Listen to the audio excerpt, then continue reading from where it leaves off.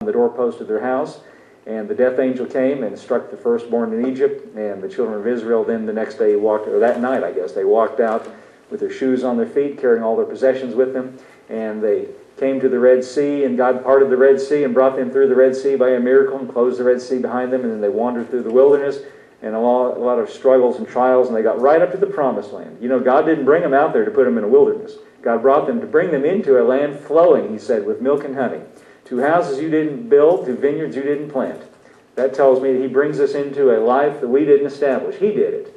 Just like he made Adam in the beginning, and he put him in a garden. He didn't make Adam plant the garden. God already had the garden. That's what the Promised Land is like. Interestingly, that what I just mentioned about Adam being put in the garden, after God had all that finished, you know, when he had creation finished, it said that then God rested from his labors. And not because he was tired, because it was finished. There was no more to do. It was complete, just like you were complete in him. It was complete. And then he rested. And after he rested, it said, then he made man and put him in the garden. That's interesting. He put him in the garden after that. Of course, he made him on the sixth day, but the next part is when we read about the garden. So he put him into his rest, in other words. That's the thought here. Now, the children of Israel were brought to the Promised Land. They were brought through the wilderness. Didn't mean for them to stay in the wilderness, but they went through it, and they got right up to the very borders of the Promised Land. And God told Moses, tell them to send in spies and spy out the land. And so they went in, and they came back, 12 spies, one for each of the tribes of Israel. They went and spied out the land, and they came back, and they said, yes, it's just like God said. It's a land that flows with milk and honey. But, they said, but. 10 of them said but. 2 of them said, you know what, 2 of them, Caleb and Joshua, 2 of the 12 spies, only 2 said, let us rise up at once and possess it. 2 of them said that.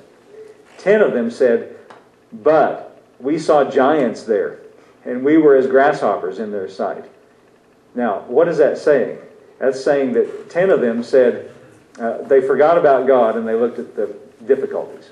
Now, think about it for a minute. Okay, so there were giants there. Okay, but who's bigger, a giant or God? God said, I give you this land. God said, go on in and possess it. Send in spies, spy it out. So they saw some difficulties, but what's bigger, the difficulties or the God who said it's yours? Well, God is bigger. But they forgot about God and they looked at the giants. They got distracted, you see. And so they did not enter in that generation. They didn't enter in. It's a kind of a sad thing. Only Caleb and Joshua, that whole generation died, and only Caleb and Joshua entered into the Promised Land, the ones who said, let us rise up at once and possess it. And what made them so great that they could say, let us rise up at once and possess it? Well, nothing special about them except that they put their attention on God. That's why. They said, God said this is the way it is, and that's the way it is, and we don't care about giants. What difference does a giant make if God's on our side? You see, if God be for us, what can be against us? You see, and so they entered in, those 2 entered into what he calls that Promised Land his rest, which is an interesting turn of speech here. So that's the them he's talking about. Verse 2 says, for unto us was the gospel preached as well as unto them, meaning the children of Israel, back there in that story I just told you. But the word preached did not profit them. In other words, it didn't help them. Why? Not being mixed with faith in them that heard it. Meaning, they didn't choose to believe that word, is what it is. Verse 3. For we which have believed do enter into rest. I'm going to stop right there because I don't want to go on talking about the Old Testament story, but I just want to get this thought. When Jesus says, come unto me, all you that labor and are heavy laden, I will give you rest. Take my yoke upon you, learn of me. I will give you rest for your souls. When Paul says, mind's confident and at rest, focused on Christ, what is it exactly that he's urging us to do, focused on Christ, coming to him, is to put our faith in him. This is why it says, we which have believed do enter into rest. We've got to remind ourselves what the New Testament usage of the word believe means. In the Amplified translation, it constantly does this. Whenever the word believe is used, it says to rely on, to trust in, to place your confidence in him.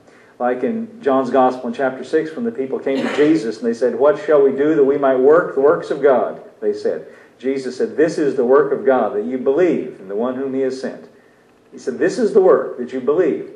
Or, as the Amplified says, that you cling to, that you cleave to, that you rely upon, that you place your confidence in the one that he's sent. He sent Jesus to us for us to place our confidence in, for us to place our trust in, to rely upon him. Let him pull all the heavy load. But then what's up to us is to choose to do that. You notice here that it says, go back to the previous verse, Phil, verse 2, about the children of Israel. It said, unto us was the gospel preached as well as unto them, but the word preached did not profit them, not being mixed with faith in them that heard it. In other words, them that hear it is us, or them, but we want to choose to do what they didn't do and mix faith with it. And say, I choose to believe it's true. Jesus is big enough to handle anything that I bring to him. I believe that what Jesus said is true. If we will focus our attention on him, put our mind on him, he really will give us rest. He said he would. See, it's his promise, just like it was God's promised land for them. It's his promise. He said if we would come to him, focus our attention on him, he will. He said, I will give you rest. He said he would. And I just believe that he knows how to do that he's got the capacity to do that for each and every one of us, knowing all the different details of our lives. Here's a little illustration of that I like in Luke's Gospel, chapter 10. I like this one, and you've probably heard me read this before because I turn to it a lot. Luke's Gospel, chapter 10. But it's been meaningful to me, so I like to read it. Here's a story, an account from the life and ministry of Jesus, beginning with verse 38. Luke's Gospel, chapter 10, verse 38. It starts this way. It says, Now it came to pass as they went, that he entered into a certain village, and a certain woman named Martha received him into her house. And she had a sister called Mary. So we got these two sisters, Martha and Mary. She had a sister called Mary, which also sat at Jesus' feet and heard his word. Now in this little story that I'm reading, in this little account, this is all that we hear about Mary. This is all that we find out about her. It just says one simple thing. She sat at his feet and heard his word. It seems to me as though that she has her attention focused on Jesus. Doesn't it? It seems that way. You get that impression. She sat at his feet. Also, the fact that she's seated makes me think that she's at rest. Does it make you think that? Of course, I'm using it kind of in a metaphorical sense, but she really is here. It says she sat at his feet and heard his word. But Martha, in verse 40, was cumbered. The word cumbered literally means distracted. That's literally what it means. She was distracted. That's what that word cumbered literally means. She was distracted about much serving. You can get distracted about a lot of things. Anything, You can get distracted by all kinds of things. She was distracted by much serving. We talked about Peter. He was distracted by the wind and the waves. We talked about the children of Israel. They were distracted by the giants. Oh, there's a lot of things that can distract us. And Martha here was distracted by something that seems good, by serving. I mean, what could be wrong with that? She was distracted by much serving and came to him and said, Lord, dost thou not care that my sister hath left me to serve alone? She's mad because Mary's not helping her set the table. Master, don't you care that she has left me to serve alone? Bid her, therefore, that she help me.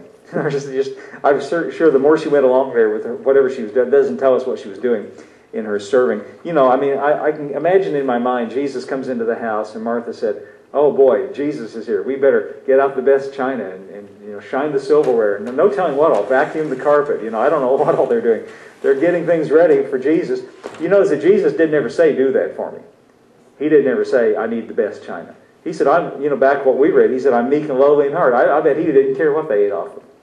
That wasn't where his attention was focused.